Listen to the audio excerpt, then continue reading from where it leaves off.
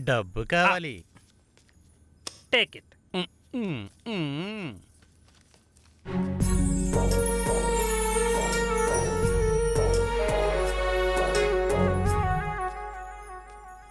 అక్క నాకు కొద్దిగా ఫ్రెష్గా చూపించచ్చుగా.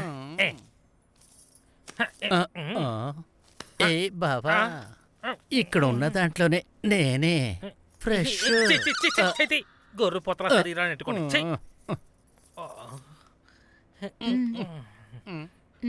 కోడి నిగడగలాడిపోతుంది. అక్క ఆశ లేకపోయినా ఆ అవసరం కొంచెం ఉంచుకో.